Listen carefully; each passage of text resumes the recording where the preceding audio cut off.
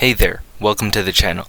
Today I will be doing another K-pop Demon Hunters one-shot dive through and explanation, with today's one-shot being about Zoey's history in the film, or more specifically, her backstory. In the film, lots of characters do not get their stories explored, as we mainly focus on Harumi and Jinu's stories and their struggles, and even then, only Jinu's is thoroughly explored. So, I wanted to dive into some of the other characters. This will be the first of many, and this will be a two-parter. So this is the first part of Zoey's story, because I found it very interesting, and she might have the third most detailed backstory within the film. So, let's get into it. So, starting off with Zoey's backstory being the third most detailed, as there are a lot of implications about it through deleted scenes that we've received and different storyboards. I really wanted to dive into the ideas that these scenes hinted towards, one of which being the fact that she was most likely bullied in her time in America during high school. So, I wanted to bring us into this mindset as well. So, starting off, obviously, you need to start with some vivid imagery in order to create this atmosphere to introduce this setting. And since this is once again outside of the film scope, I need to be able to introduce the setting towards readers who might not be familiar with this specific IP. So, I introduce the setting with this first beginning sentence, and I introduce the character, Zoey. Following that, I create this sort of sense of anxiety or this anticipation as I show how she moves quickly, her swift feet, and how she's trying to move this really quick. This shows this sort of anxiety or this quickness and this pressure that is happening, and though it's not explained currently, it will be explained further in this story. This is just a way in order to make this imagery seem a lot more vivid. So finally, I have her arrive at the school exit, and I'm sure many of you understand what it feels like to be able to finally leave school at the end of the day, even if you're currently not in school. And when she finally gets in this, it's meant to be this good feeling moment of, yes, I finally made it to the door, I can escape school. But there's this sudden movement of, and I have this very vivid image of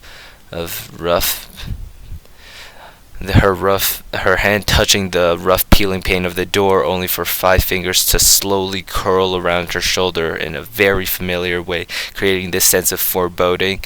And I have the person who wrapped their fingers around her say, "Where do you think you're going, Zoey?"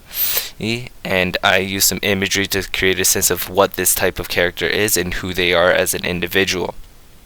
Now, I had a difficult time trying to learn how to convey Zoey's emotions and her actions and her way of speech, and I'm hoping to slowly improve in this aspect in the future. But this is her dialogue. She says hi, and then it's revealed the character's name is Olivia. This is an arbitrary name. Once again, apologies for anyone who has any resembling names.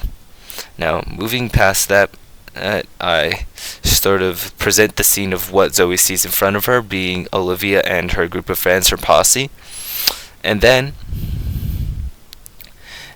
I have Olivia giving back a counter argument after Zoey says that she was gonna just leave and stuff, because I've already kind of established this, and it makes it feel very obvious to the reader that there's something there's something bad going on between Olivia and Zoey. Now, moving past that, I have Olivia slowly move Zoey, and Olivia moves Zoey, and they slowly start to walk through the halls as Zoey gets dragged in. And I sort of show how helpless Zoey is within this situation. And I also hint towards a specific thing, and that is her notebook, and some of the papers slip out of it with some lyrics, because we all know within Golden there was the scene of her writing some lyrics within the book. That ended up being shown in How It's Done. Now, I have the practical general exchange between a bully and their victim, except I have this show that Zoey is demonstrated to be a very people-pleasing person within the film, and I wanted to expand that within this one shot, so I have it so that Zoey is extremely compliant. She does everything in order to avoid any major conflict. And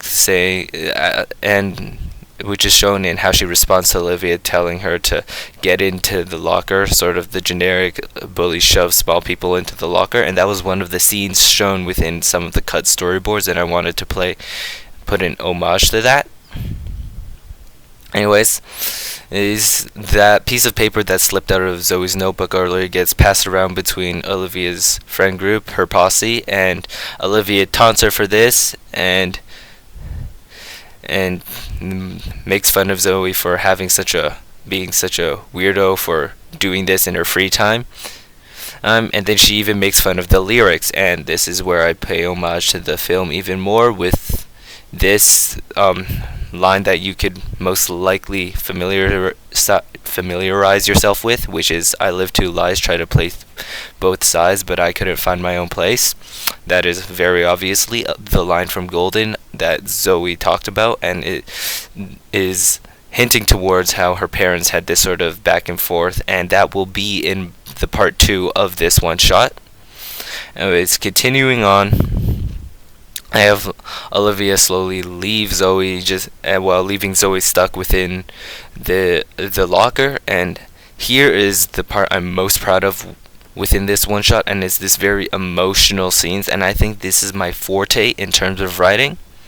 So as Olivia leaves, she tells Zoey that this is gonna be a regular thing, right? They're gonna meet back here again, and here, this one paragraph is my favorite part. I'm not going to go into full detail. I would like for you to read it yourself with the link in the description to read it. But it is this very emotional thing where Zoey questions why it's her, why it's everything, but these emotions slowly boil over into maybe she deserves it, all this stuff, and it's, I think, a very skilled, impactful writing. But there's always room for me to improve, and I would like any suggestions for that within the comments of this video. Anyways, this is the end of the video, and I hope you all guys all enjoyed. There will be a part 2 for this one, and comment down below your thoughts. Check out the full story within the description so you can actually read it for yourself, because as again, these are sort of just my thoughts as I read over these stories once again, and enjoy the rest of your day.